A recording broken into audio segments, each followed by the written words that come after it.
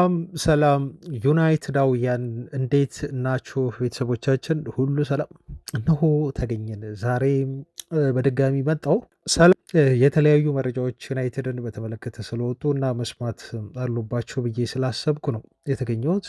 ዘሰን በተለይ ያወጣው ሰፊ ዘገባ አለ።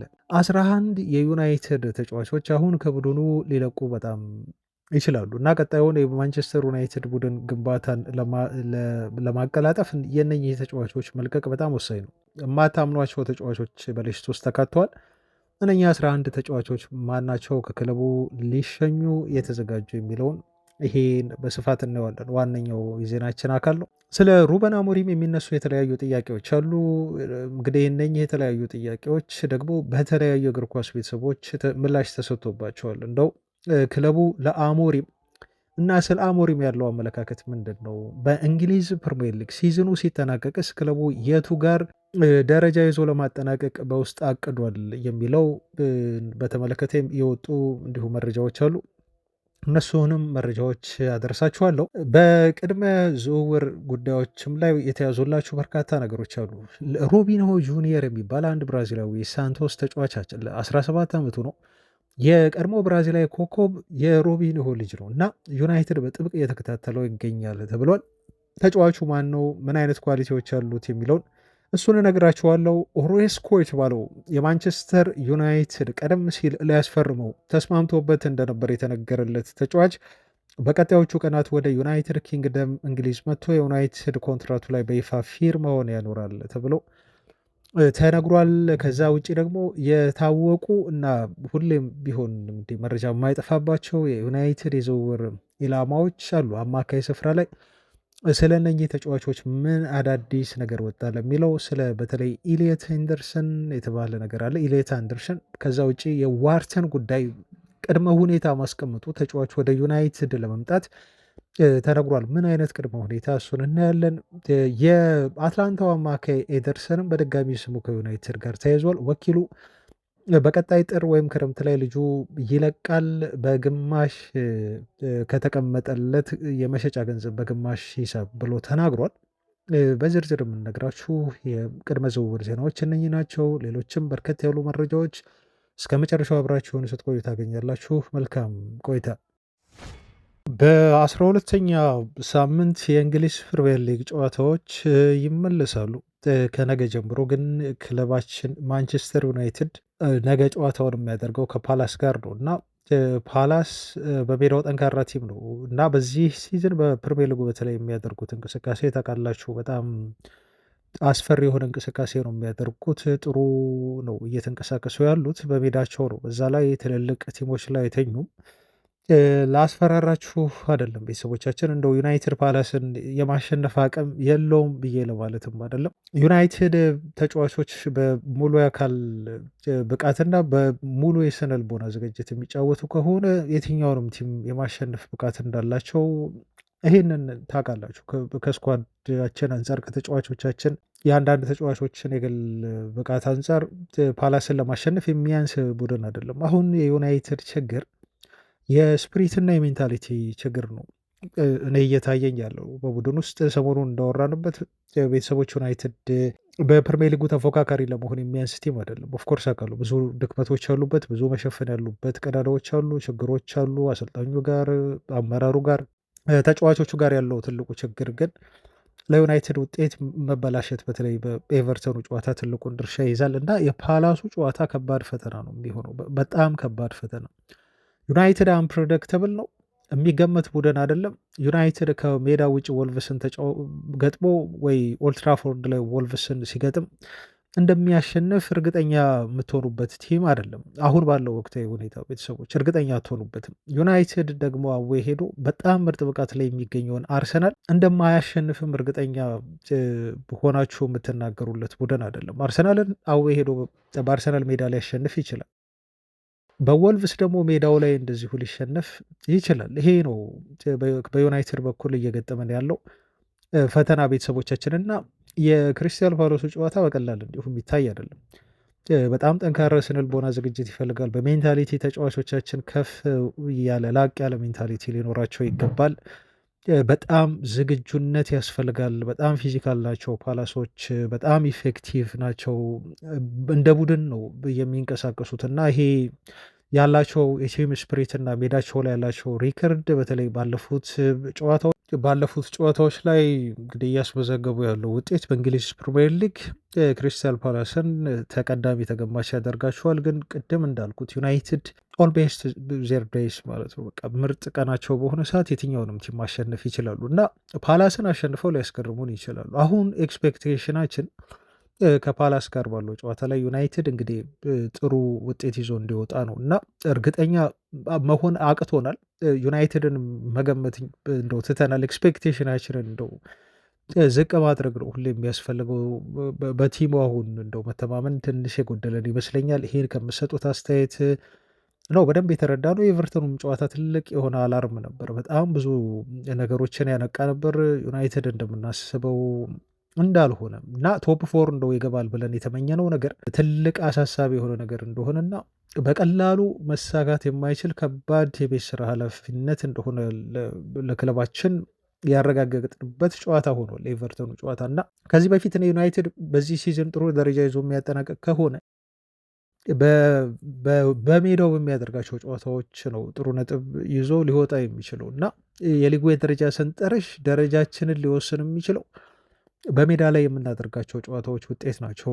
ምክንያቱም ብዙ ነጥቦችን ሜዳችን ላይ እንሰበስባለን የሚል የጸና እምነት ነበረኝ። ቤተሰቦች አዌ ላይ ቲሙ ትንሽ ደከም ይላል እና ያንን እምነቴንም ነው የኤቨርተኑ ጨዋታ ላይ እንዲሸርሽርና እንዲጠፋ ያደረጉት ማለት ነው። አላቅም ቲሙ ይቀየር ይሆናል። በደንብ የቲም ስፕሪት ይዘው ይመጡ ይሆናል። ሜንታሊቲያቸውን አሻሽለው ይመጡ ይሆናል። በዚህ ሳምንት ከደረሰባቸው ትችት እንዲሁ ለማምለጥና እንደው ተመልሰዋል፣ በድጋሚ ተነቃክተዋል እንድንል የሚያደርገንን እንቅስቃሴ ያሳዩን ይሆናል በፓላሱ ጨዋታ። እሱን አላቅም፣ ግን ስለመቀጠላቸው እርግጠኛ አይደለሁም። ቀጣይነት እንዳላቸው ኮንሲስተንሲ እንዳለው ቲሙ በየጨዋታዎቹ ላይ በየሳምንቱ በተመሳሳይ ፐርፎርማንስ እና በተመሳሳይ ማሸነፍ ስፕሪት ቲሙ እንደሚጫወት እርግጠኛ በሆን አልችልም ቤተሰቦቼ እና ያ ነው ዩናይትድ ዙሪያ ብዙ እምነቴን እንዳላሳድር እያደረገኝ የሚገኘው ማለት ነው። ወይስ ግን አሁን የዩናይትድ ችግር እኔ የሚመስለኝ ከዚህ በፊት አውርተንበታል። እንደው በደረጃ ላስቀምጥ ከተባለ ትልቁ ችግሩ ያለው ተጫዋቾቹ ጋር ስለ ሌሎች ጉዳዮች ከማውራታችን በፊት ማለት ነው ተጫዋቾቹ በራሳቸው ሊያምኑ ይገባል። ተጫዋቾቹ ያላቸውን ሜንታሊቲ ከፍ ማድረግ ይኖሩባቸዋል። በጣም ደካማ የሆነ ሜንታሊቲ ነው ያለው። ስለ ስፕሪት እና ስለ አንድን ጨዋታ ስለማሸነፍ ጠንካራ የሆነ የአእምሮ ዝግጁነት አስፈላጊነት ከዚህ በፊት ስናወራ ነበር። ይሄ የማይኖር ከሆነ የትኛውም ታለንት ቢኖር የትኛውም ችግር ቢኖር አንድ ቲም ማሸነፍ አይችልም። ኤቨርተን ለዩናይትድ ድክመት ትልቅ ድርሻ የሚወጣ እና ዩናይትድ ድክመት ምን እንደሆነ በደንብ አድርጎ ገልጾ ያሳየን ቲም ነው ባለፈው እና ኤቨርተን በ10 ተጫዋቾች በዛ ሜንታሊቲ እንደዚህ በጀግንነት የሚጫወት ከሆነ ዩናይትድ ቤት የጎደለው ኤቨርተን ጋር ያለው ትልቁ ጠንካራ ጎን ነው ማለት ነው። አያችሁ። ስለዚህ ከኤቨርተን ጨዋታ በራሱ የዩናይትድን ችግር ቁልጭ አድርጎ የሚያሳይ ነው። ዊክ ሜንታሊቲ አጌንስት በቃ በጣም ስትሮንግ የሆነ ሜንታሊቲ የእግር ኳስን ውጤት ዲፋይን ያደርጋል። መጨረሻ ላይ የእግር ኳሱን ጨዋታ ውጤት ሊወስን የሚችለው የሜንታሊቲ ጉዳይ ነው ማለት ነው እና እዚህ ጉዳይ ላይ ነው ስፕሪት እና ሜንታሊቲ ላይ ካራክተር ላይ ማስመር እፈልጋለሁ። የዩናይትድ ትልቁ ችግሩ ያ ነው። ይሄ ደግሞ ዞሮ ዞሮ የሚወስደን ወደ ተጫዋቾቻችን ነው ማለት ነው። ተጫዋቾቻችን በስነ ልቦና ጠንካራ አይደሉም። አንዱ ትልቁ ችግር ይሄ ነው። ከዛ ውጪ ዩናይትድ ቤት ያለው ችግር የአመራሩ ችግር ነው። አመራሩን ደግሞ ሊወቅስ የሚችልበት ትልቁ ምክንያት አሰልጣኙ በሚፈልጋቸው ተጫዋቾች ክረምት ላይ ሙሉ ስኳር ሊሰጡት ይገባ ነበር ብዬ ነው የማስበው። ካለው በርካታ ሚሊዮን ፓውንዶችን ክለብ ወጥቷል፣ ከ200 ሚሊዮን ፓውንድ በላይ ግን ኬትም ያምጡት ገንዘቡን በምንም አይነት ዘዴና መልኩ እንዲሁ ለአሰልጣኙ ድጋፍ ያድርጉ በኋላ ላይ ቲሙ ላይ ጫና የሚያሳድር ቢሆንም ግን ልክ ሊቨርፑል አውጥቶ ቲሙን እንደገነባው አይነት ገንዘብ ዩናይትዶች ያስፈልጋቸው ነበር። 400 ወይ 500 ሚሊዮን ዩሮ። ይህንን ገንዘብ አውጥተው አማካይ ክፍሉን ማጠናከር ነበረባቸው። ከእንደገና አንዳንድ ዊንግ ባክ ቦታዎች ላይ ተጫዋቾችን ለአሰልጣኙ ማስፈረም ነበረባቸው። ያን ማድረግ አልቻሉም። ስለዚህ አመራሩም ቢሆን ዩናይትድ አሁን በተለይ በኤቨርተን ጨዋታ ላሳየን ድክመትና ምናልባት ወደፊትም ሊያሳይ የሚችለው ቲሙ ክፍተት ትልቁ ምክንያትና መንስኤ የክለቡ አመራሮች ናቸው። የተሟላ ቡድን ለሩበን አሞሪም ለአሰልጣኙ አልሰጡትም። ስቲል የተሟላ ቡድን ብቻ አይደለም፣ ኦልሞስት ግማሽ የዩናይትድ ቡድን እንደገና ተሃድሶ እንደገና ግንባታ የሚያስፈልገው ቡድን ነው ማለት ነው። አማካይ ክፍሉ ባዶ ነው። በትንሹ ሁለት አማካዮች ዩናይትድ ያስፈልጉታል። እነሱም ቤስ ሌቭል ላይ ያሉ በየትኛውም ደረጃ በሃይስት ሌቭል ፐርፎርም ማድረግ የሚችሉ ሁለት ምርጥ ቋሚ ተሰላፊ አማካዮች ዩናይትድ ማስፈረም ይኖርበታል። ከዛ ውጭ የሩበን አሞሪም አጫወት ዋነኛ ተዋናይ ናቸው ብዬ ነው የምወስዳቸው እና በተለያዩ ክለቦችም የነኚህ ተጫዋቾች ሚና ለውጤት በጣም ጎልቶ የሚታይባቸው ሁለት ዊንግ ባኮች ዩናይትድ ያስፈልገዋል። አሞሪም በዚያ ያጫወቱ መጽናት የሚፈልግ ከሆነ ዩናይትድ በግራም በቀኝም የተዋጣለት ዊንግ ባክ የለውም ማለት ነው እና ይህም ትልቁ ክፍተት ነው። ከዛ ውጭ ያለው ትልቁ በክፍተት ደግሞ አንድ ፎካል ፖይንት የሆነ የ9 ቁጥር አጥቂ ዩናይትድ አሁንም ይጎለዋል ማለት ነው። በኤቨርተኑ ጨዋታ የተመለከትነው ያንን ነው። ዘርክዚ 9 ቁጥር ተጫዋች አይደለም። ቤንጃሚን ሼሽኮ ተጎድቷል። በዛ ላይ ደግሞ በተጫዋቹ ትንሽ ጊዜ የሚፈልግ ይመስላል ቡድኑን ሊጉን እስኪላመድ ድረስ። ስለዚህ የአሞሪም ቡድን እነኚህ ሁሉ ጉድለቶች እያሉበት የአራት አምስት ስድስት ተጫዋቾች ዴፊሲት ወይም ጉድለት እያለበት ነው ማለት ነው ቲሙን እያሰለጠነ የሚገኘው ውጤት እንዲያመጣም እየተጠበቀበት ያለው። ይሄ ከአመራሩ ጋር የሚያያዝ ነው። በቂ ድጋፍ አለማድረግ፣ የገንዘቦችን መፍጠር፣ ከእንደገና እነኝን ገንዘቦች በጥሩ ሁኔታ ኢንቨስት አድርጎ ለአሰልጣኙ ጥሩ ጥሩ ተጫዋቾችን አለማምጣት ክረምት ላይ ዩናይትድን ዋጋ ሊያስከፍለው ይችላል እና አንዱ ስህተት ነው ብዬ የምወስደው ነገር ነው። ሌላው ከአሞሪም ጋር የተያዘ ነው። አሞሪምን እንደው ሁል ጊዜ በክለቡ እንዲቆይ እንፈልጋለን እና ሩበን አሞሪም በዩናይትድ ቤት ተሳክቶለት ማየት እንፈልጋለን ብሎ ማለት አሰልጣኙ ፍጹም ነው ወይም ዘላለማዊ በዩናይትድ ቤት አሰልጣኝ ሆኖ የቀጣዮቹን 10-15 ዓመታት ይቆይ ማለት አይደለም። ቤተሰቦች ጥንቃቄ እዚህ ጋር ያስፈልጋል። አሞሪም ጥሩ ስራ እየሰራ ነው። ኦፍኮርስ አሁን ባለበት ሁኔታ ጥሩ ስራ ላይ ነው እየሰራ የሚገኘው። ነገር ግን ውጤቱ ደግሞ የአሞሪምን ስራ የሚገልጽ አይደለም፣ ወይንም የአሞሪምን ብቃት የሚገልጽልን አይደለም። ውጤቱ በዩናይትድ አሰልጣኝነት ታሪክ ምናልባት በጣም ዘወርስት ነው ብዬ የኤሪክ ቴን ሃግን ውጤት እያነጻጸርኩ ካለፉት 39 ጨዋታዎች አንጻር መረጃ ሰጥቻችሁ ነበር። ይሄ ውጤት የሚያሳየው አሞሪም በዩናይትድ ቤት እስካሁን እንዴት እንደቆየ በጣም የሚያስገርም ነው። በጣም የሚያስገርም መቆየት ያለበት አሰልጣኝ አልነበርም። ነገር ግን ክለቡ ያለበት ችግር ስር የሰደደ ነው። የክለቡ ካልቸር በጣም የተበላሸ ነው። ሩበን አሞሪምም ከመምጣቱ በፊት ተብሎ ስለሚታመንና አሰልጣኙ በቂ ድጋፍ ቢደረግለት ቲሙን ሊቀይረው ይችላል የሚል ተስፋና ፍንጭ አሳይቶ ስለነበረ ነው አሞሪምን በርካታ የዩናይትድ ደጋፊዎች ከጎኑ የቆም ነው።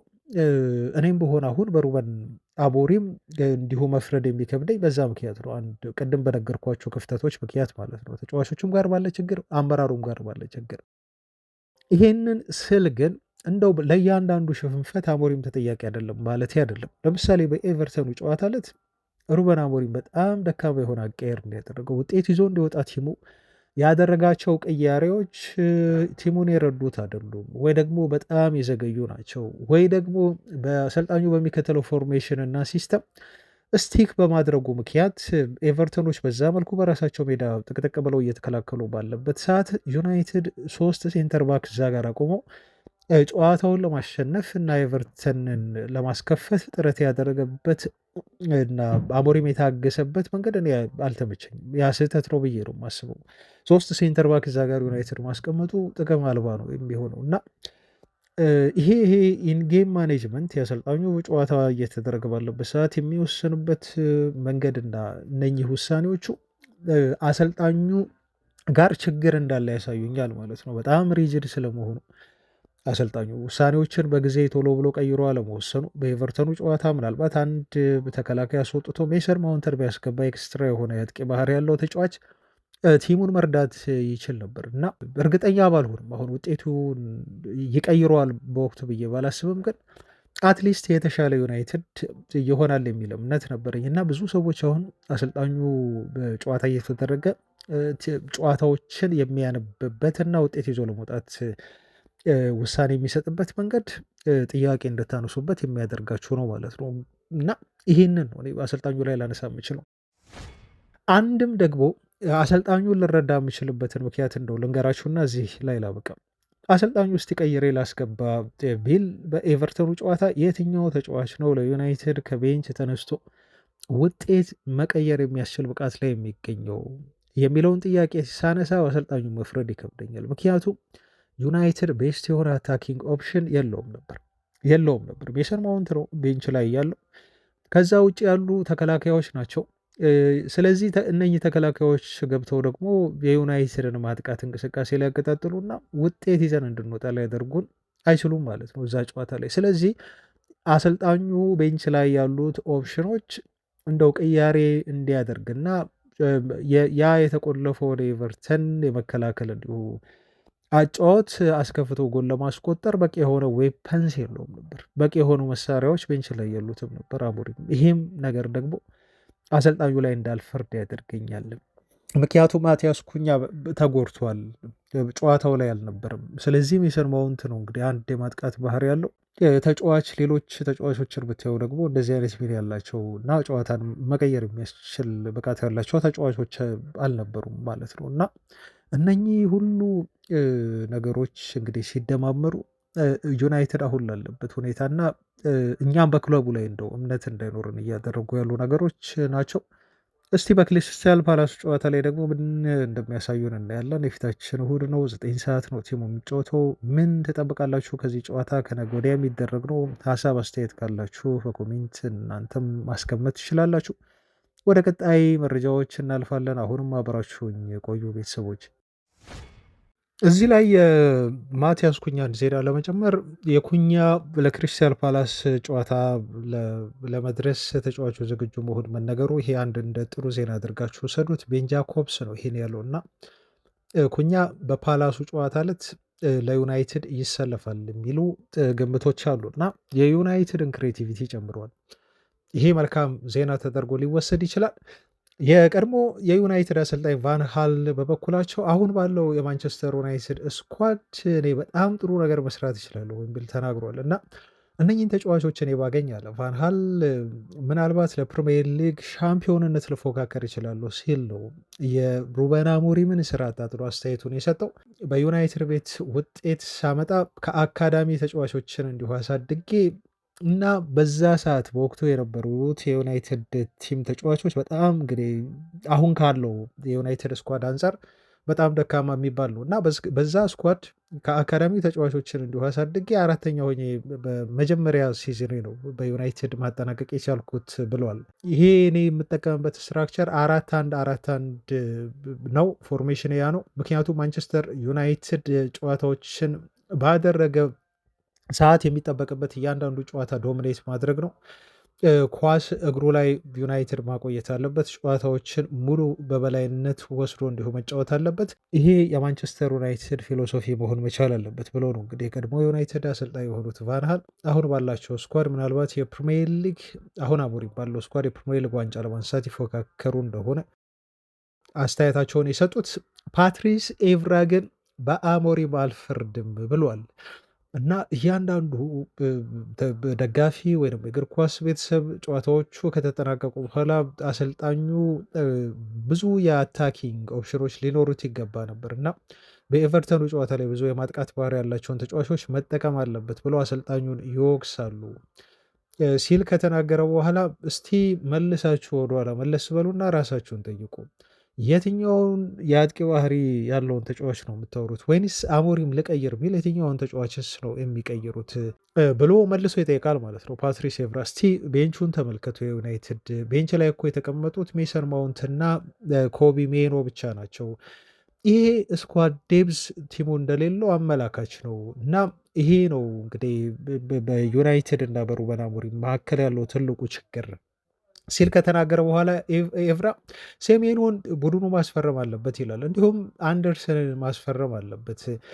ትረስት ዘ ፕሮሰስ የሚለውን ነገር እርሶት በዩናይትድ ቤት አሁን ፕሮሰስ የለም፣ ገና ፕሮሰሱ አልተጀመረም በሚል ኤቭራ ለየት ያለ ወጣ ያለ አስተያየቱን ሰጥቷል ማለት ነው። እና ፓትሪስ ኤቭራ አንዳንዴ በጣም ፍራንክ ነው የሚናገራቸው ነገሮች ደግሞ ግን መሬት ጠብ አይሉም ማለት ነው። እና ትክክል ነው። ቅድም ያነሳሁት ሀሳብ አንዱ እሱ ነው።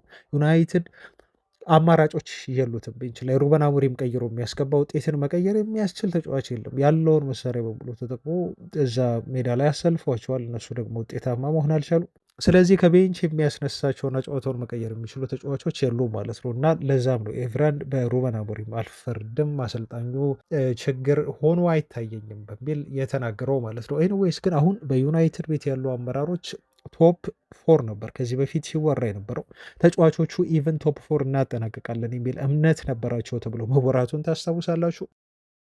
አሁን እንደ ሳሙኤል ሉካረስት ገለጻ ከሆነ ታዲያ ይሄ ቶፕ ፎር ኤክስፔክቴሽን ቀርቶ ቶፕ ሲክስ ነው የቡድኑ ቁልፍ የሆኑ ሰዎች አመራሮች ዩናይትድ ቢያንስ እስከ 6 መጨረስ አለበት ብለው በውስጥ የያዙት ታርጌት ነው ተብሎ ተነግሯል ማለት ነው። ይሄ የሆነበት ትልቁ ምክንያት ደግሞ ስቲል አሞሪም ቡድኑ ዲፕስ እንደሌለው አስተዳደሩም ቢሆን ይረዳል እና አሞሪምን ስቲል አንደርስታንድ ያደርጋል።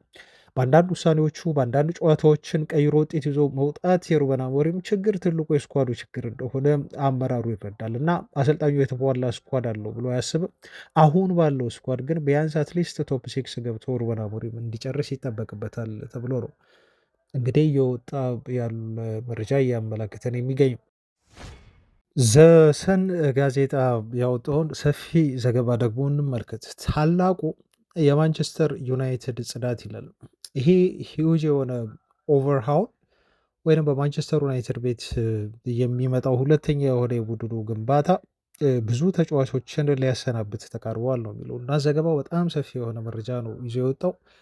ይሄ ጽዳት 11 ያህል የዩናይትድ ተጫዋቾችን ከክለቡ ላይ ያሰናብት ይችላል ወይንም እንዲሸጡ ሊያደርግ ይችላል ብሎ ነው የጠቀሰው። ኮንትራታቸውን የሚያጠናቀቁም ተጫዋቾች አሉ።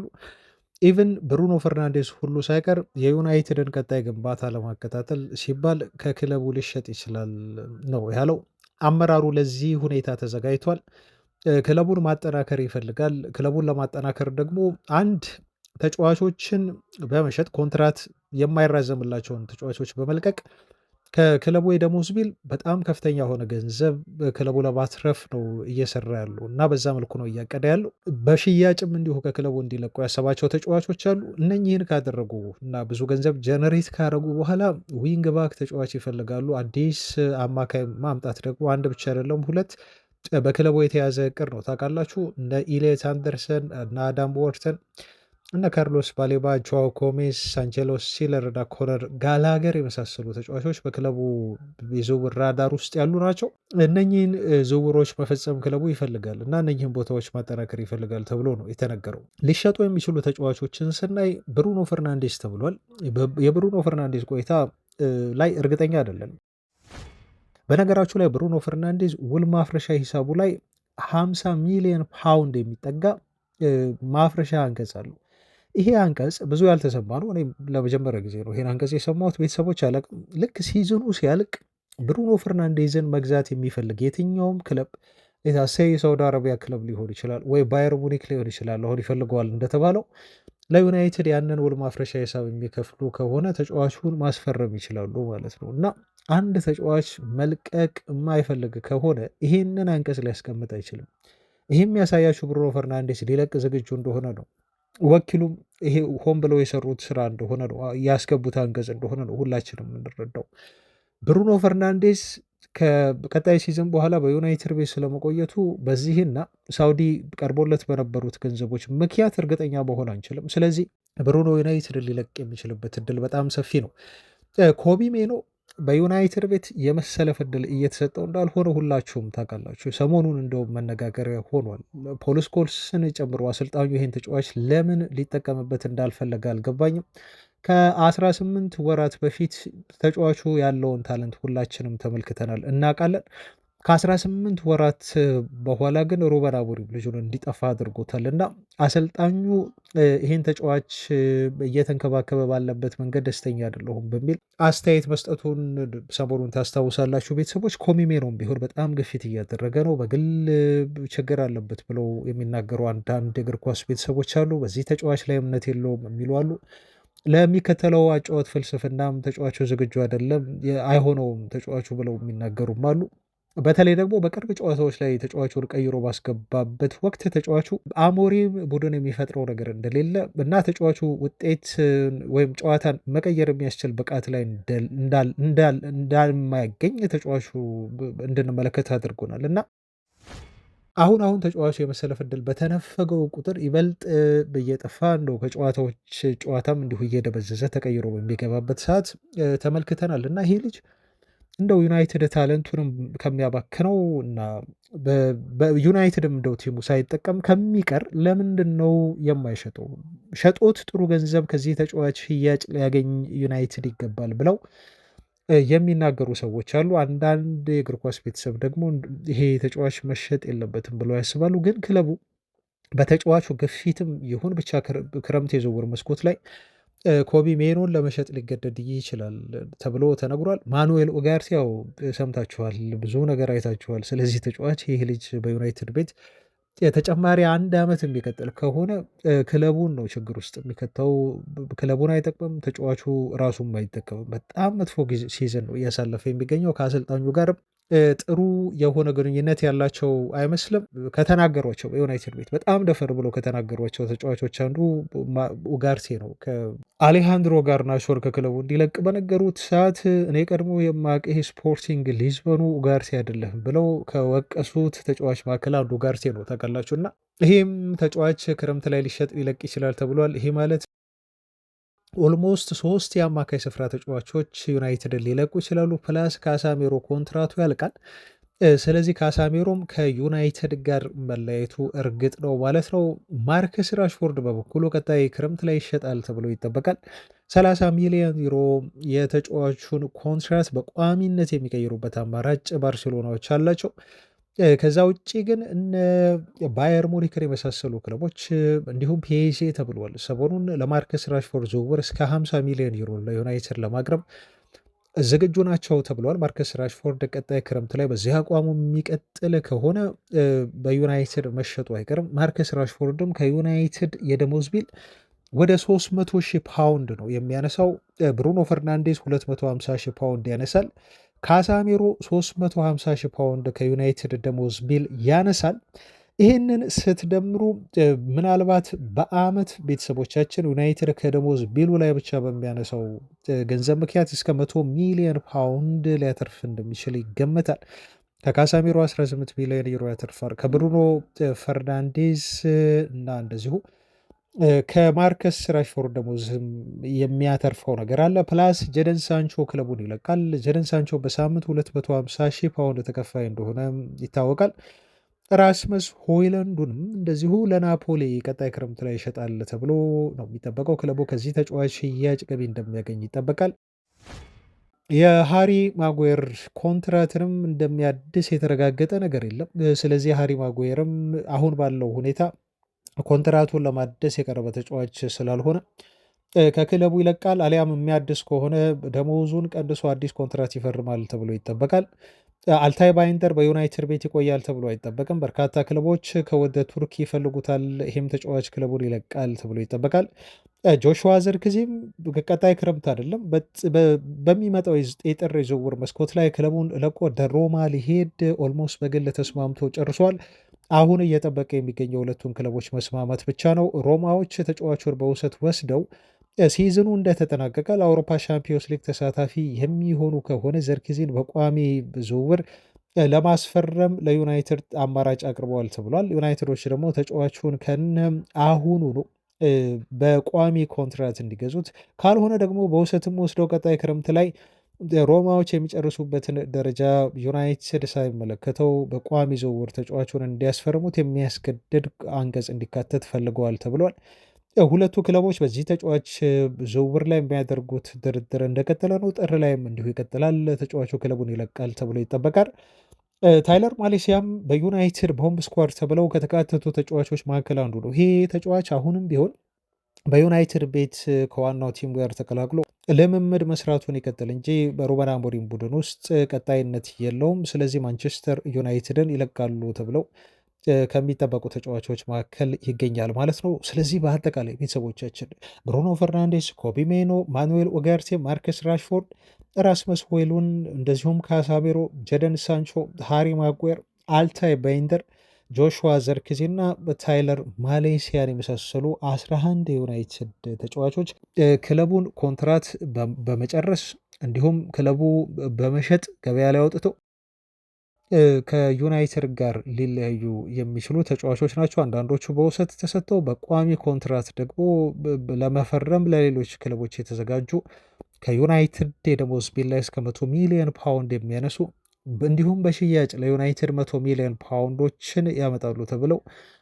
የተነገረላቸው ተጫዋቾች ናቸው ተብሎ ነው እንግዲህ የዩናይትድ አመራር ገና ከወዲሁ በክለቡ ግንባታ ጉዳይ ላይ ከወዲሁ እየተዘጋጀና እየሰራ የሚገኝ መሆኑ የተነገረው ማለት ነው። እና የዩናይትድ ሪቢልድ የዩናይትድ ሁለተኛው ፌዝ ግንባታ ከዚህ ይጀምራል። ይሄ ማሲቭ የሆነ ክሊር ራውት ነው። ኦልሞስት 11 ተጫዋቾች ማለት እነዚህ ተጫዋቾች ግማሽ የዩናይትድ ተጫዋቾች ነው የሚሆኑት እና እነኚህን ተጫዋቾች ዩናይትድ ብዙ የሚያሰናብት ከሆነ አሁን እንደተጠቀሰው ኦልሞስት ሁሉንም አሰናብቶ ዩናይትድ ይጨርሳል ተብሎ አይጠበቅም እና አብዛኞቹን የሚያሰናብት ከሆነ ደግሞ ክለቡ በቀጣይ የዝውውር መስኮቶች ላይ እነኚህን ልጆች ለመተካት ወደ ገበያ መውጣቱና ተጫዋቾችን ማስፈረሙ እንደማይቀር ነው እየተነገረ የሚገኘው። ወደ ቅድመ ዝውውር ዜናዎች እንለፍ እና ጠራጠር ያሉ መረጃዎችን ላድረሳችሁ።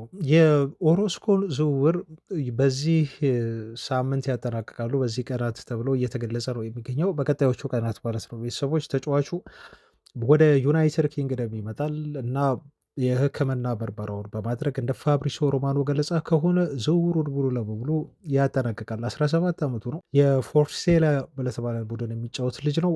1 ሚሊየን የአሜሪካ ዶላር ነው ዩናይትዶች ለተጫዋቹ ዝውውር ወጪ የሚያደርጉት ወይም ደግሞ 750 ሺህ ፓውንድ ገንዘብ ይከፍላሉ። ተጫዋቹ በይፋ እንግዲህ በቀጣዮቹ ቀናት ላይ ወደ እንግሊዝ መጥቶ የዝውውር ሁኔታውን ያጠናቅቃል፣ ፊርማውን ያኖራል ብሎናል ፋብሪሶ ሮማኖ። በእሱ ያበቁም በርካታ ሌሎችም እንግዲህ ታዳጊ ተጫዋቾችን እያደዱ ነው። አሁን ደግሞ ከወደ ብራዚል የተመለከቱት ተጫዋች አለ ተብሏል። የቀድሞ የእግር ኳስ ኮከብ ልጅ ነው። ይሄ ልጅ የሮቢኖ ልጅ ነው እና ሮቢኖ ጁኒየር ተብሎ ነው የሚጠራው። 17 ዓመቱ ነው። አታኪንግ ሚድፊልድ ቦታ ላይ ይጫወታል። በግራ እግሩ ነው በቀዳሚነት የሚጠቀመው። ለሳንቶስ የሚጫወት ልጅ ነው። የተጫዋቹ ፖቴንሻል ከ10 8.5 የተሰጠው ነው። ከፍተኛ ድሪብሊንግ ኳሊቲ ያለው ተብሏል። ልክ እንደ አብዛኞቹ ብራዚላውያን አጫወቱ ፍሌየር ያለው ነው ተብሏል። ከፍተኛ ቴክኒክ አለው፣ እንዲሁም አጊሊቲ እና የቦል ኮንትሮል የኳስ ቁጥጥር ተሰጥኦ ያለው ልጅ እንደሆነ ተነግሮለታል። ይሄ ልጅ ታዲያ በቀድሞ እንግዲህ በብራዚላዊው እንቁ የእንግሊዝ ፕሪሚየር ሊግ የቀድሞ የሲቲ ተጫዋች ነው። በሪያል ማድሪድም ተጫውቶ አሳልፈዋል፣ እናውቀዋለን። ሮቢኒሆ እንደውም ለማንቸስተር ሲቲ ከፈረመ በኋላ እኔ እኮ የፈረምኩት ለማንቸስተር ዩናይትድ መስሎኝ ነው፣ ክለቡን ከለቀቀ በኋላ ነው እንግዲህ ያለው እና በማንቸስተር ከተማ 2 ክለብ እንዳለው ሁሉ አላውቅም። እኔም አውቀው ማንቸስተር ዩናይትድ ብቻ ነው፣ ለዩናይትድ የፈረምኩ መስሎኝ ነበር ሲል ተጫዋቹ አስተያየት መስጠቱ ይታወቃል። እና ብዙ ነገሩ እንደው የተጫዋቹ እንቅስቃሴ ከአባቱ ጋር ያመሳስለዋል ተብሎ ነው የተነገረለት። በ10 ቁጥር ቦታ ላይ ይጫወታል፣ እንዲሁም በክንፍ ቦታ ላይ በተጨማሪነት የመጫወት ተሰጥኦ አለው ተብሎ ነው የተነገረለት። ዩናይትዶች ይህ ልጅ ያስፈርሙታል እና እየተከታተሉትም ነው ተብሎ ተነግሯል። ሮቢኖ አባቱ ግን በጣም በሚያሳዝነው ሁኔታ የእግር ኳስ ሕይወቱ በመጥፎ መንገድ ሄዶ እስር ቤት ነው የሚገኘው። አባቱ ታውቃላችሁ፣ ሮቢኖ አሁን በእስር ቤት ልብስ ያጥባል፣ እንዲሁም ምግቦችን እያበሰለ እንደሆነ ሰሞኑን እየወጡ ያሉ ሪፖርቶች ማመላከታቸውን እንዲሁ ላስታውሳችሁ ቤተሰቦች። ከሌሎች ዝውውሮች ጋር በተያያዘ እንደው የማወራችሁ ዜና የሚሆነው ከአማካይ ጋር በተያያዘ ነው እና የዩናይትድ የአማካይ ክፍል ዋነኛ የክለቡ ትልቁ የግንባታ ቦታ እንደሆነ ፖዚሽኑ ሁላችሁ የምታውቁት ነው እና ማንን ያስፈርማል የሚለው ነገር ከቀን ወደ ቀን አዳዲስ ዜናዎች እየወጡበት ነው። አንዳንዶቹ ተጫዋቾች አሁን ማስፈረም አይችልም እና ቡድኑ ቢያንስ እስከ ክረምት የዝውውር መስኮት መጠበቅ ሊገደድ ይችላል ተብለው ስሞች እንዲሁ ተጠቅሰዋል ማለት ነው። የአንዳንድ ተጫዋቾች ለምሳሌ አሁን የአንደርሰንን ሁኔታ ብናይ ቁጥር 1 የዩናይትድ የዝውውር ኢላማ ነው ኢሌት አንደርሰን። አሁን ትልቁ ችግር የፎረስቶች ተጫዋቹን ለመሸጥ ማንገራገራቸው ነው እና አሁን ለዩናይትድ ጥር የዝውውር መስኮት ላይ ይሄን ልጅ እንደው የተለየ ነገር ካልተፈጠረ በስተቀር ይሸጡታል ተብሎ እየተጠበቀ አይደለም።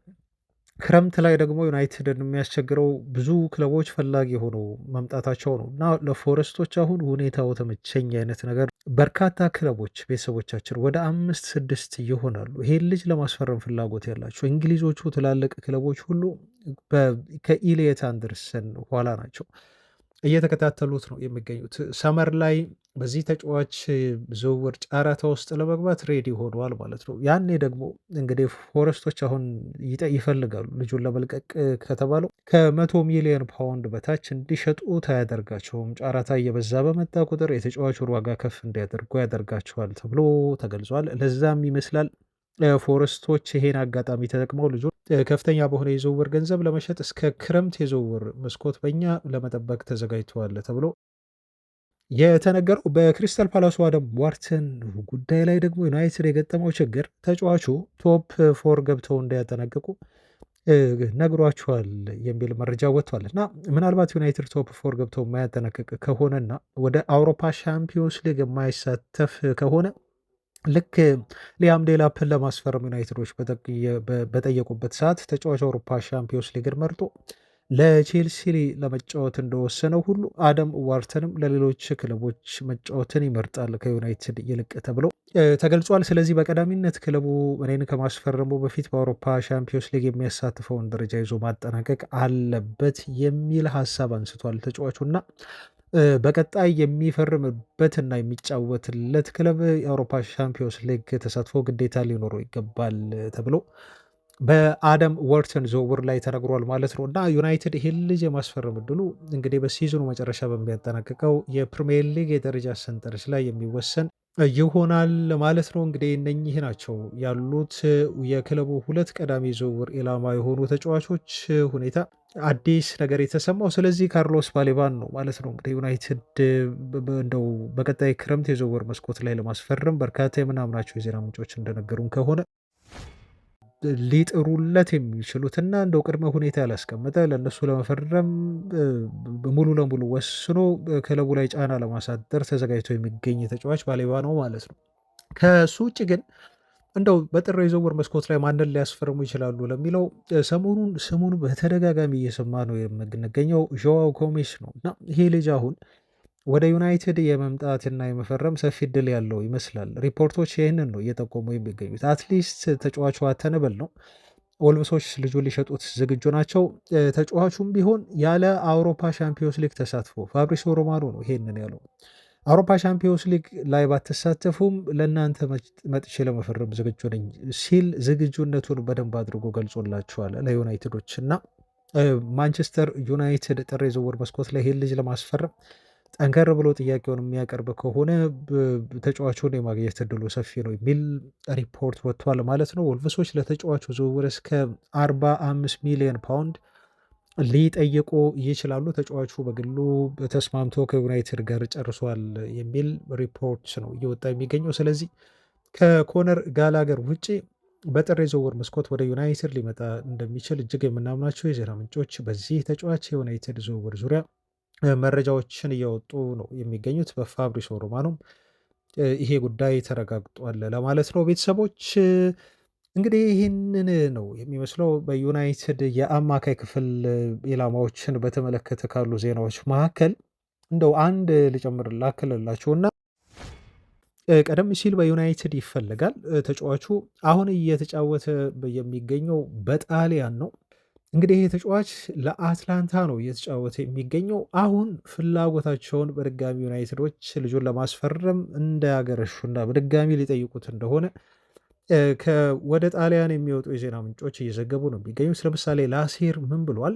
ኤደርሰን ይባላል ተጫዋቹ በነገራቸው ላይ እና ወደ ዩናይትድ ለመምጣት በጥር የዝውውር መስኮት ከፍተኛ የሆነ እድል አለው ኤደርሰን ሲል ዘግበዋል። ምክንያቱም አትላንታዎች በርካታ ከዋክብቶቻቸውን በቀጣዮቹ የዝውውር መስኮቶች ላይ ለመሸጥ ከወዲሁ ተዘጋጅተዋል ተብሎ መጠቀሱ ነው። አንዱ ደግሞ እንግዲህ የኤደርሰን ጉዳይ ነው ማለት ነው። እንግዲህ ቤተሰቦቻችን ይሄ ኤደርሰን የተባለ ተጫዋች በዩናይትድ ሲፈለግ ቆይቷል።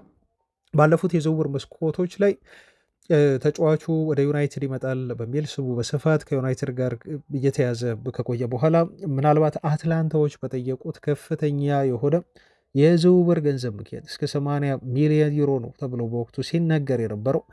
በዚህ ገንዘብ መብዛት ምክንያት ዩናይትዶች ሳያስፈርሙት ቀርተዋል ተብሎ ነው የተነገረው። አሁን ግን ከክለቡ መምጣቱ ፍቃዱ እና የተጫዋቹም ኮንትራት እንደው በክለቡ የሚያቆየው ሊያልቅ እየተቃረበ መምጣቱን ተከትሎ ዋጋው በግማሽ ቀንሷል እና ዩናይትዶች ምናልባት እስከ 40 ሚሊዮን ዩሮ በሚደርስ የዝውውር ገንዘብ ኤደርሰንን ወደ ዩናይትድ ሊያመጡት ይችላሉ። ምክንያቱም የአትላንታ ቦርድ ተጫዋቹን በመሸጥ ጥሩ የሆነ ገቢ ከቀጣዮቹ የዝውውር መስኮቶች ለማግኘት ወስነዋል ተብሎ ተገልጿል። እነ ሉክማንን ጨምሮ ነው እንግዲህ ክለቡ ለመሸጥ እየተዘጋጀ ያለው ከወዲሁ። የኤደርሰን ወኪል አንድሬ ኮሪ ተብሎ ይጠራል። እንደዚህ ሲል ተናግሯል። አትላንታዎች በቀጣይ ጥር የዝውውር መስኮት ላይ ተጫዋቹን ይሸጡታል ብዬ እጠብቃለሁ ብሏል ወኪሉ። ወይ ደግሞ ቀጣይ ጥር ካልተሳካ በቀጣይ ክረምት የዝውውር መስኮት ላይ ተጫዋቹን ለመልቀቅ ዝግጁ ናቸው። በሁለቱ የዝውውር መስኮቶች ላይ አንዱ ይሸጡታል ብሏል። ኮንትራቱ እያበቃ ይገኛል። አሁን ወደ መጠናቀቁ ላይ ነው። ተጫዋቹ ቀድሞ ሲጠየቅበት ከነበረው ገንዘብ ነው ያለው በግማሽ ቀንሶ ከ30 እስከ 40 ሚሊዮን ዩሮ የሚጠጋ ገንዘብ በአትላንታ ለሽያጭ ሊቀርብ ይችላል በቀጣዮቹ የዝውውር መስኮቶች ሲል ወኪሉ ራሱ የኤደርሰን ወኪል እንደዚህ ብሎ አስተያየት ሰጥቷል ማለት ነው። እና እንግዲህ ዩናይትዶች በቀጣይ ጥርና በቀጣይ ክረምት የዝውውር መስኮት ላይ አማካይ ላይ የሚያስፈርሟቸው አማራጮች ሊያስፈርሟቸው የሚችሉ አማራጮች ተጫዋቾች ሊስት እየበዛ መጥቷል። ኤሌት አንደርሰን፣ አደም ዋትሰን፣ ካርሎስ ባሌባ፣ ጆዋው ጎሜዝ፣ አንድሬ እንዲሁም አንጀሎ ስቲለር እና ኮነር ጋላገር የዩናይትድ ቀዳሚ ዝውውር ኢላማዎች ሆነው ሳለ ግን ሌሎች በርካታም እንዲሁ የአማካይ ስፍራ አማራጭ ተጫዋቾች በክለቡ ሊስት ውስጥ ተይዘዋል። ከነኛ መካከል የደርሰን አንዱ ነው የተባለው። እንግዲህ ይህን ይመስላል ቤተሰቦች ለዛሬ ያስኩላችሁ ዜናዎች። አብራችሁኝ ስለቆያችሁ እስካሁን ድረስ ስለተከታተላችሁኝ እጅግ ከልብ አመሰግናለሁ። ነገ ደግሞ እንገናኛለን ቤተሰቦች። እንግዲህ ነገ ቅዳሜ ነው፣ መረጃዎች ይኖሩኛል፣ የተለያዩ ዜናዎችን አደርሳችኋለሁ። ነገ እንድትከታተሉኝ ከወዲሁ እያስታወስኩ ሰላሙ ነው ባይ